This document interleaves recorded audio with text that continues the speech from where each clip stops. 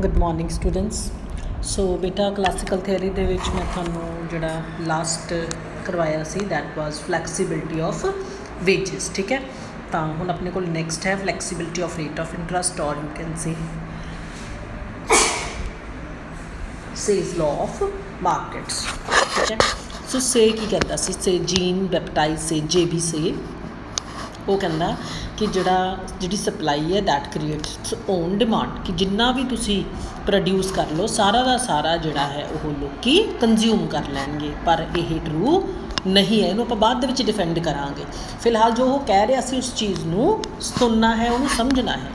So it is because every producer supplies his goods in the market in order to get other goods in exchange. हरेक producer अपनी चीज़ां market के विच लैके आंदा ताकि उन्होंने चीज़ों को बेच के उन्होंने तो जो पैसा मिलता वो नालों दूसरिया चीज़ां खरीद सके। When a producer produces goods he pays to the factors of production. जो एक प्रोड्यूसर प्रोड्यूस करता है तो वह क्योंकि प्रोडक्शन की हेल्प नाल होनी है with the help of factors of production. Factors of production किहड़े ने? Land, labour, capital and entrepreneur. तो उन्होंने फैक्टर्स ऑफ प्रोडक्शन वो पेमेंट करता है कि लेबर नू वेजिस दिंदा है, लैंड नू रेंट दिंदा है, कैपिटल नू इंटरस्ट दिंदा है, तो एंटरप्रेन्योर नू प्रॉफिट जाता है। So this becomes income of these factors. ये फैक्टर्स की इनकम है वो इस इनकम नू यूज़ करेंगे for purchasing of the other goods.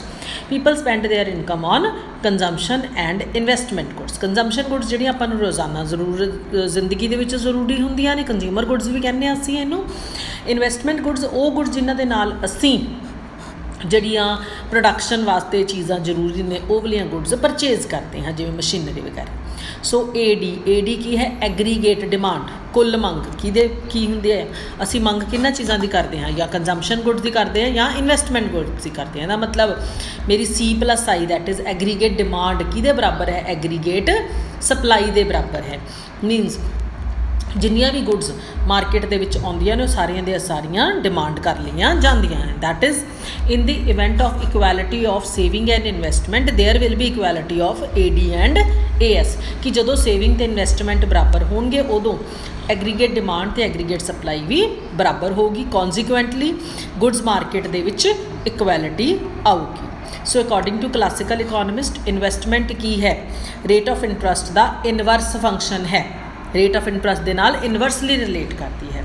Saving rate of interest का डायरैक्ट फंक्शन है, सीधा फंक्शन है। इस करके इन्वेस्टमेंट ते सेविंग आपस दे विच दोनों डायरैक्टली रिलेट करते हैं। देखो जे रेट ऑफ इंटरस्ट वध होगा तो मैं सेविंग्स वध करूँगी, जे रेट ऑफ इंटरस्ट घट होगा मैं सेविंग्स घट करूँगी। इन्वेस्टमेंट कितना इनवर्स फंक्शन है? देखो जे रेट ऑफ इंटरस्ट मैंने सस्ते रेट के उत्ते पैसा मिलूगा तो मैं मार्केट के विचों पैसा लैके उन्होंने फरदर किते इन्वेस्ट करूँगी। जे मैंने महंगे रेट के उत्ते मिलूगा तो मेरी जी कॉस्ट है वो वध जूगी तो मैं घट इन्वेस्टमेंट करूँगी। हुण डायग्राम है देखो जिहड़ी इत्थे तुहाडे कोल डायग्राम बनी है, दिस डायग्राम पेज नंबर 6 के उत्ते जिहड़ी तुहानूं दिख रही है, this diagram is same that we have done here in the 5 number page. ठीक है, डिमांड ते सप्लाई वाली सिर्फ की फ़र्क है इत्थे जिहड़ी डाउनवर्ड स्लोपिंग है वो इन्वेस्टमेंट कर्व है क्योंकि असीं क्या उल्टा फंक्शन है। ठीक है, II कर्व या इन्वेस्टमेंट कर्व है वो डिमांड कर्व वर्गी बनूगी, जिहड़ी SS कर्व है सप्लाई कर्व या सेविंग कर्व वर्गी बनूगी। दोनों कित्थे इंटरसैक्ट करते हैं बेटा? E पॉइंट के उत्ते देखो है ना, E पॉइंट के उत्ते इंटरसैक्ट कर रहे हैं। It मीनस OR rate of interest के उत्ते इन्वेस्टमेंट ते सेविंग आपस एक दूजे के बराबर ने। जे किधरे रेट ऑफ इंटरस्ट OR 1 हो जाता है तो उस टाइम के उत्ते देखो जदों रेट ऑफ इंटरस्ट वध होगा तो इन्वेस्टमेंट घट होगी तो लोग सेविंग्स ज़्यादा करेंगे। हुण इक्वैलिटी कदों होगी? जदों rate of interest घटूगा।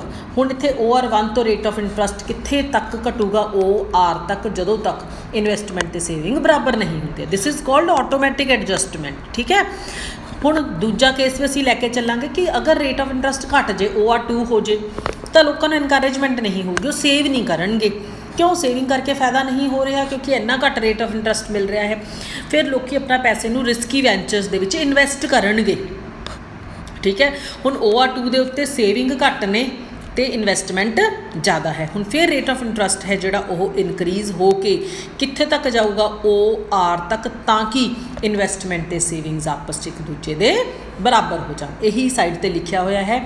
II and SS are investment or demand curve of capital and SS is the saving curve or supply curve of capital दोनों ई पॉइंट के उत्ते इंटरसैक्ट करदियां ने जदों कि रेट ऑफ इंटरस्ट OR है it means capital market will be in equilibrium जो investment ते सेविंग बराबर ने तो OR rate of interest market च चल रहा है।